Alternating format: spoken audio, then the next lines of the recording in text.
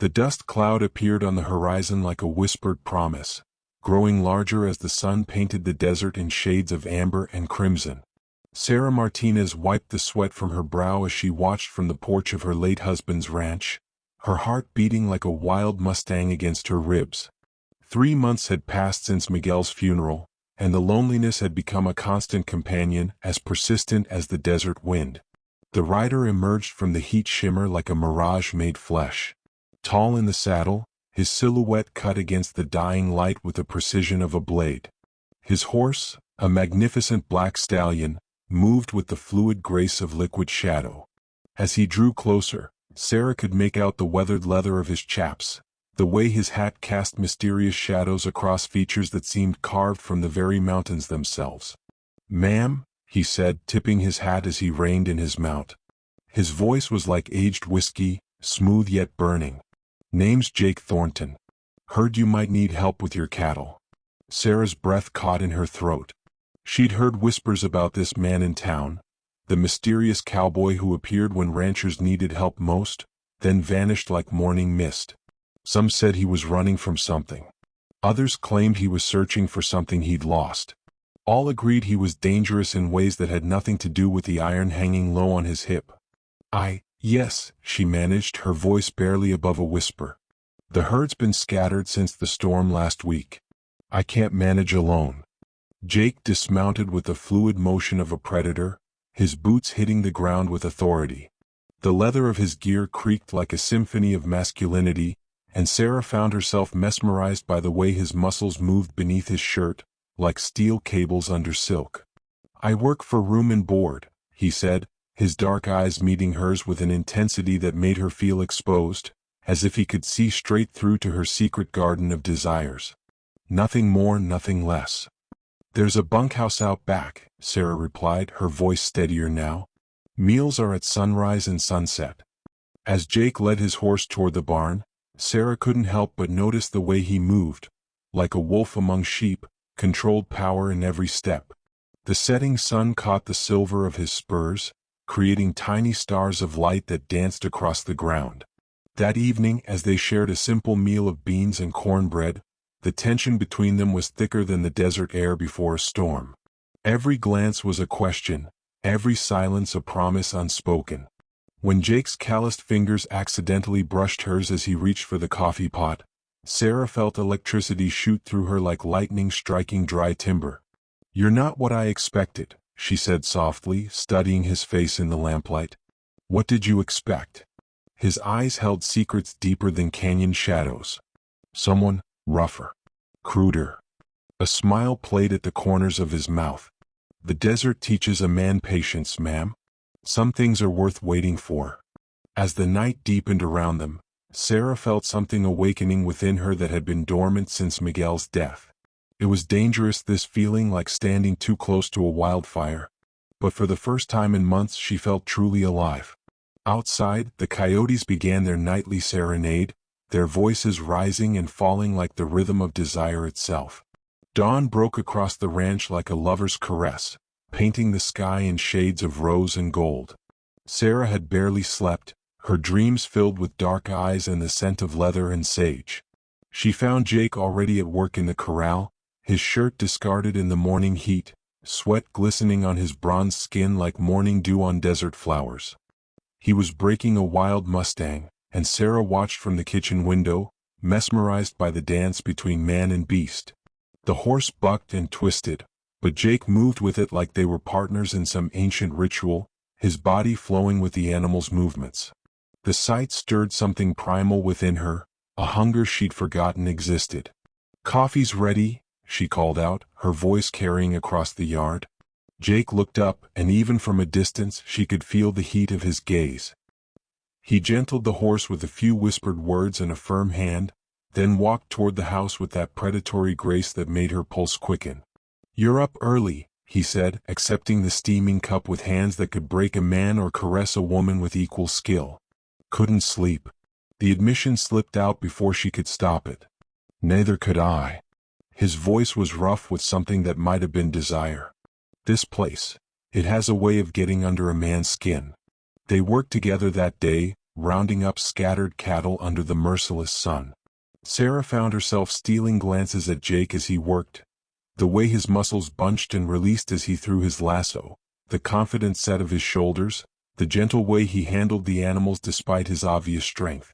When a particularly stubborn bull charged toward Sarah, Jake was there in an instant, his arm sweeping around her waist as he pulled her to safety. For a moment they stood pressed together, her back against his chest, his breath hot against her ear. "You need to be more careful," he murmured, but he didn't release her immediately. Sarah could feel every inch of him against her, solid and warm and utterly masculine. Her heart hammered against her ribs like a caged bird desperate for freedom. "I'm not made of porcelain," she whispered back, surprised by her own boldness. "No," he agreed, his voice like velvet over steel. "You're made of fire." That evening, as they sat on the porch watching the stars emerge like scattered diamonds, the air between them crackled with unspoken possibilities. Sarah found herself studying the strong line of Jake's jaw, the way the moonlight caught in his dark hair. "Tell me about yourself," she said softly. "Where do you come from?" "Nowhere worth mentioning," he replied, his fingers absently stroking the neck of his guitar. "And everywhere that matters." "That's not an answer. It's the only one I can give." His eyes met hers and she saw pain there, old and deep as canyon walls. "Some men are meant to wander, Sarah. Some are meant to stay. I learned long ago which kind I am. Maybe you just haven't found the right reason to stop wandering." The words hung between them like a challenge, and Sarah felt her cheeks burn with the boldness of it. But Jake's expression softened, and for a moment she glimpsed the man beneath the mystery. "Maybe," he said quietly. "But wanting something and being able to have it are two different things." As if drawn by invisible threads, they moved closer on the porch swing, until Sarah could smell the intoxicating mixture of leather and masculinity that seemed to surround him like an aura. "I'm afraid," she whispered, the confession torn from somewhere deep inside her. "Of what?" "Of feeling again. Of wanting something I might not be able to keep." Jake's hand found hers in the darkness, his thumb tracing gentle circles on her palm. "Fear's just another kind of prison, Sarah. Sometimes you have to break free." The third day brought clouds heavy with the promise of rain, mirroring the storm building between Sarah and Jake. The air was thick and electric, charged with more than just the approaching weather. Sarah found herself watching Jake's every movement, the way his hands gentled the horses, the confident stride that spoke of a man comfortable in his own skin. They were mending fence in the far pasture when the first drops began to fall. Within minutes, the desert rain had become a deluge, soaking them both to the skin. Jake grabbed Sarah's hand, pulling her toward the old line shack that stood like a weathered sentinel among the mesquite. Inside the small cabin, they stood dripping and breathless, the sound of rain on the tin roof like 1,000 whispered secrets.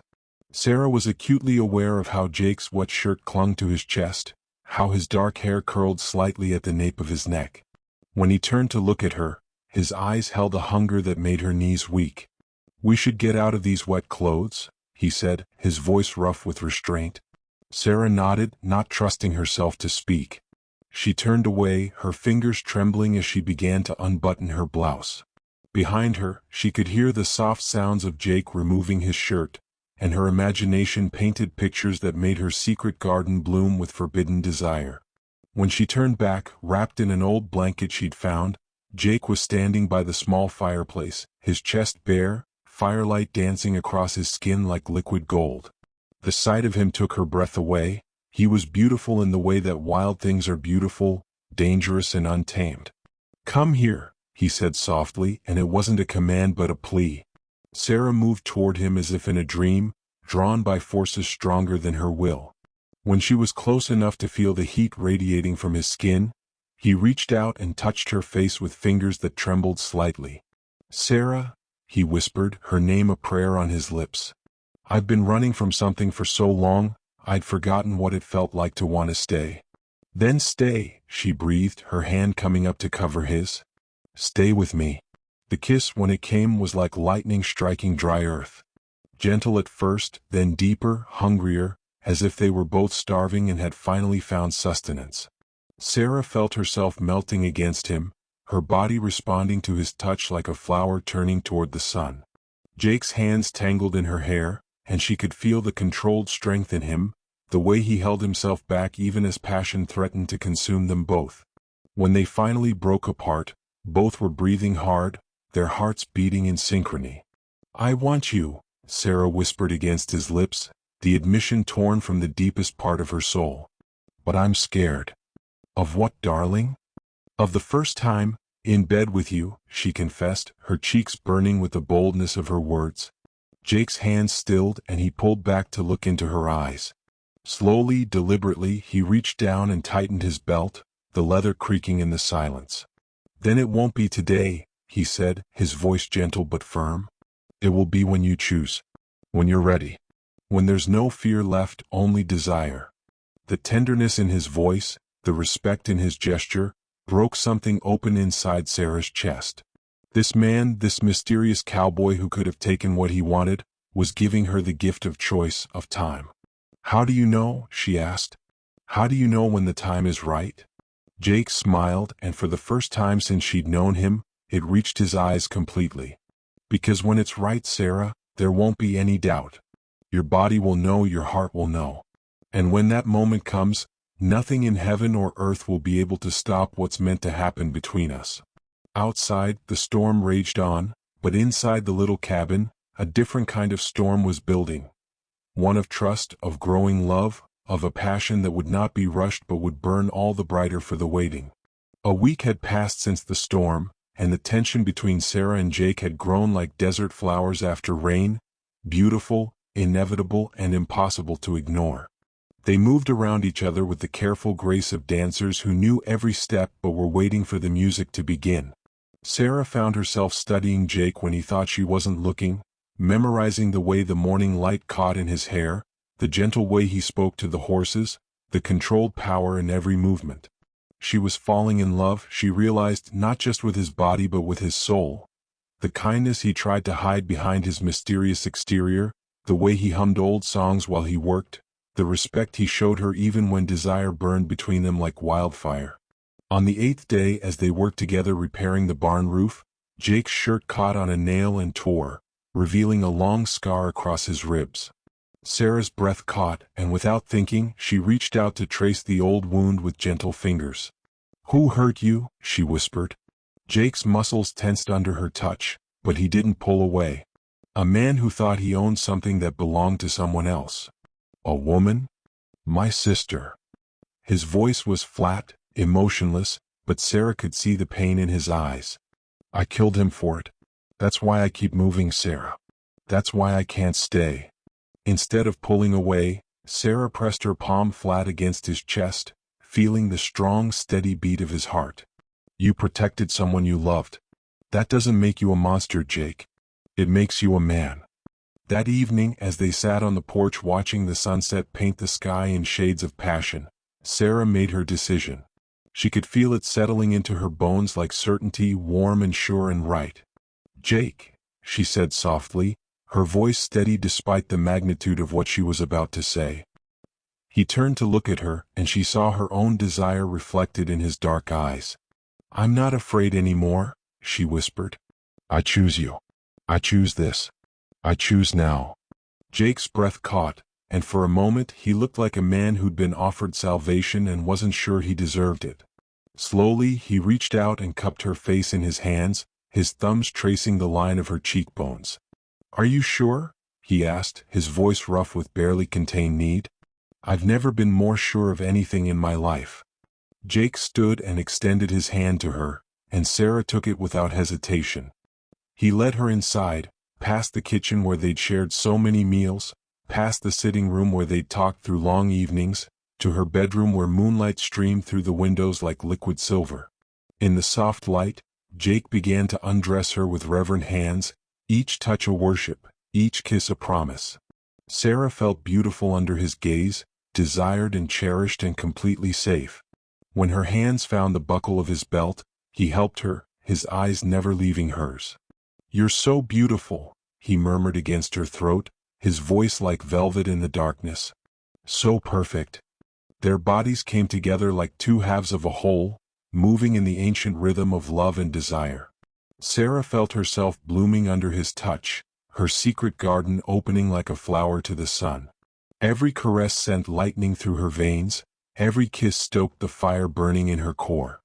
When the moment came, when they moved together in the dance as old as time itself, Sarah cried out like a wild thing, her voice joining the night sounds of the desert.